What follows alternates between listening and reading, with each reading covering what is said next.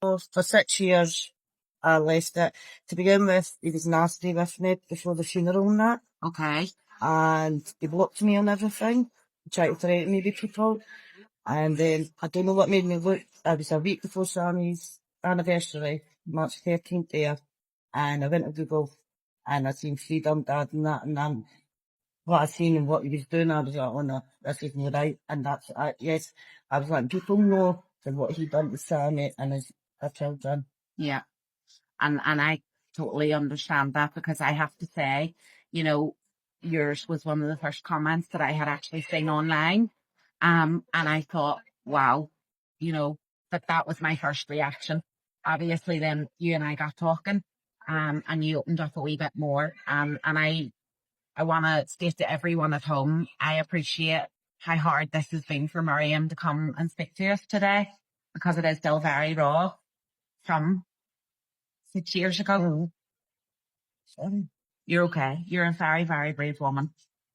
I just want people to realise the person that he is.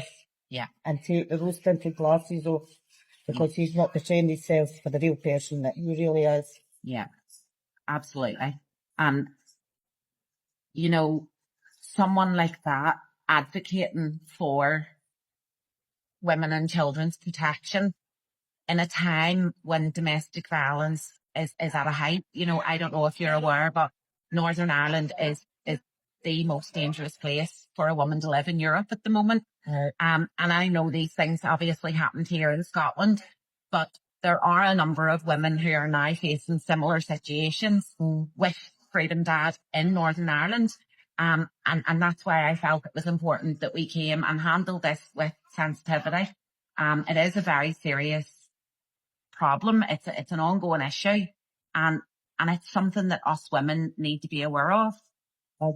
You know, the signs, the things to look for, you know, when your friend changes their personality, why could that be happening? And I think, had there been a lot more education maybe back in the day on this subject, do you feel that things may have been different for Sammy?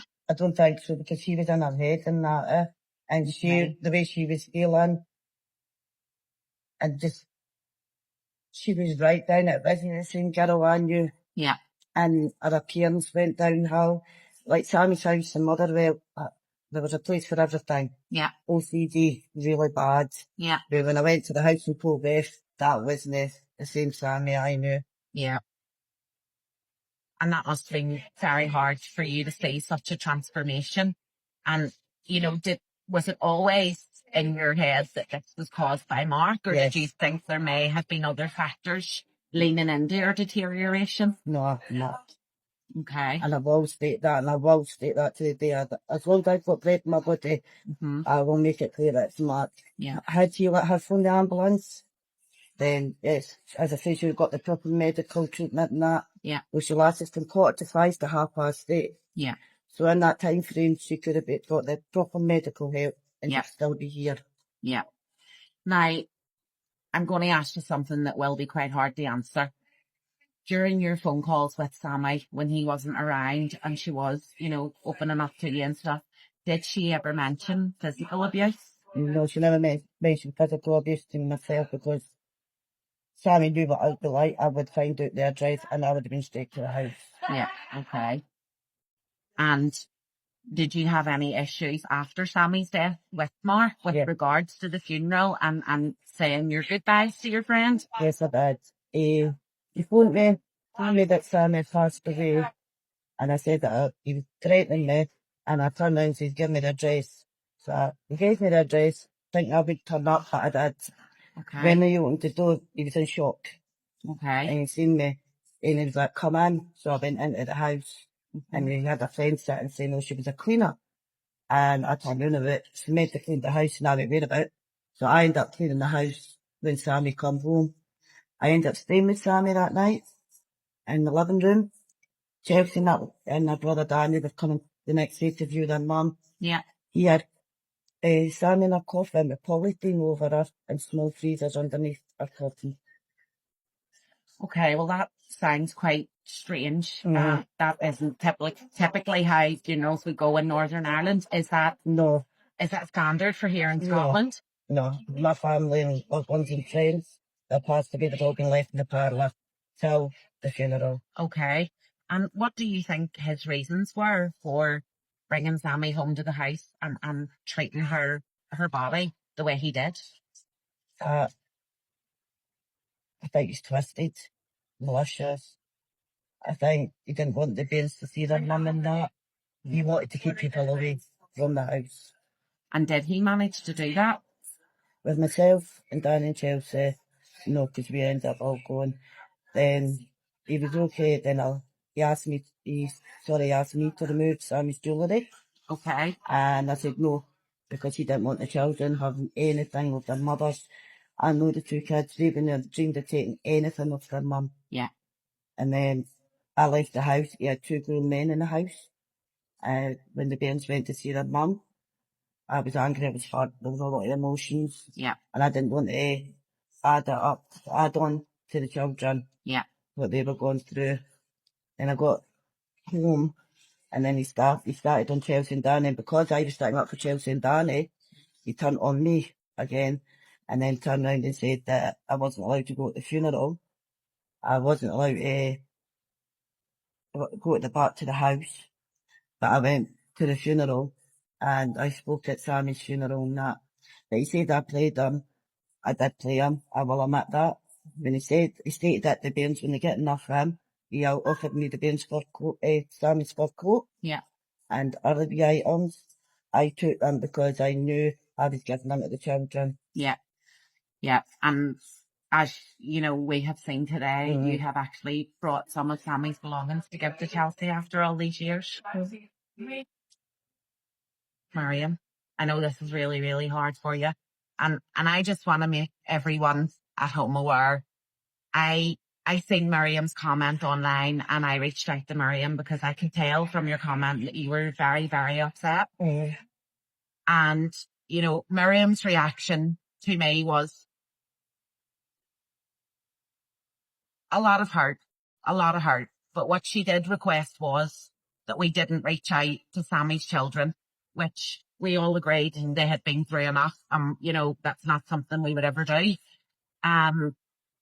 But luckily, Chelsea seen the commotion that was going on online and the attention that he was drawing, and Chelsea actually reached out to us, the concerned parents. So how did that make you feel, knowing that after all this time, you know, Chelsea was still having the same feelings that you were having? It was hard to see. It's her mother at the end of the day, yeah. Yeah. And we were really close. Yeah. And I seen the being breaking down crating to me. Yeah. So. God bless you, honestly, Mariam. And I have no doubt that you were a great friend to Sammy when she was here on this earth.